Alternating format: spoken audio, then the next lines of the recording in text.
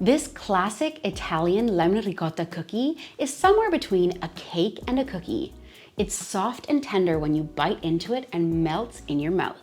And the lemon frosting on top really gives it that boost of lemon flavor. It's a family favorite around the holidays, so let me show you how to make it. For this recipe, you'll need 425 grams or 1 3/4 cups of whole milk ricotta cheese, the wet kind, not the dry crumbly stuff. Start by straining your ricotta cheese. I find the easiest way to do this is pop it in a sieve with some cheesecloth or a paper towel and allow the liquid to drain away. This way, our cookies don't get soggy. To 488 grams or 4 cups of plain or all-purpose flour, add 4.5 grams, 3/4 teaspoons of salt, and 12 grams, 2 teaspoons of baking soda. Give that a little whisk so that they combine. Set the dry ingredients aside. To a large mixing bowl, add 225 grams, 1 cup or 2 sticks of softened butter, and 362 grams, 1 3/4 cups of granulated sugar. To this, add the zest of 1 lemon. Make sure your lemon has been thoroughly cleaned, and I like to use an unwaxed organic lemon for this. Now that you've zested it, set the lemon aside because we're going to be using the juice from the lemon for our icing later. Cream together your butter and sugar mixture until it's really light and fluffy. If you're using a stand mixer like I am, make sure to scrape down the sides of the bowl quite often so that everything is well incorporated. Once the butter and sugar are light and fluffy, add in 5 grams, 1 teaspoon of lemon extract. Then add in 2 eggs, one at a time, making sure they're fully mixed in before you add in the second. This is to ensure that the wet ingredients really come together nicely and you don't have bits of butter remaining in the final batter. Once you've mixed in your eggs, stir in your ricotta cheese. Give it one final scrape by hand before adding in your dry ingredients.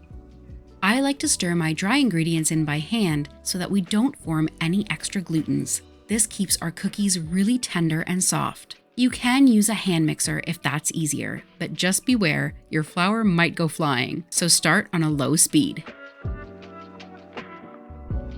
One real bonus for this recipe is there's no refrigerating time, so you can literally go from making your dough to baking your cookie.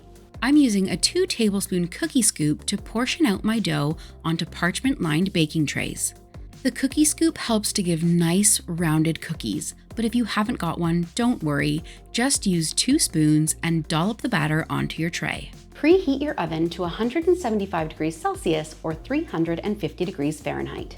If you're using a fan oven, knock the temperature down by about 10 degrees. These are going to bake from 9 to 12 minutes, depending on your oven. What you're looking for is just a gentle golden brown around the edge of your cookie.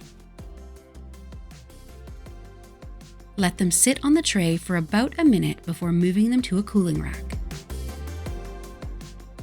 Let's make our icing.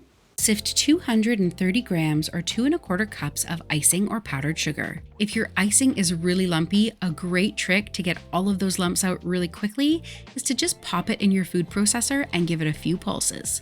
I'm just using a whisk to push mine through my sieve. To the sugar, then add in 60 to 75 milliliters or 4 to 5 tablespoons of lemon juice. If you haven't got a fancy lemon squeezer, a great way to make sure you get maximum yield on your juice is to grab a fork, stick it in the middle of the lemon, and give it a twist. I'm juicing mine through my sieve so that it catches any seeds. Then add in 45 grams or 3 tablespoons of melted butter. The butter stops the icing from getting really crispy and it gives it a beautiful glossy shine. Give the mixture a good whisk. If you feel like it's too thick, add in a few drops of water, but you want it to be fairly thick so that it stays on the top of the cookie. Dip each cookie in the icing and then place it back onto your baking tray, still lined with parchment. This helps to collect any loose sprinkles. I used to love baking with my Nonna, and she always used to task me with putting the sprinkles on the top of the cookies. I think more sprinkles ended up on the floor than on the cookies themselves. You'll find the mixture might thicken as you're working, so I've actually added a little bit of water as I've gone along. Make sure to add your sprinkles while the icing is still wet, otherwise they won't stick. The sprinkles just make them look so festive, and they really remind me of my childhood at my Nonna's house. The cookie melts in your mouth. They're so soft and lemony.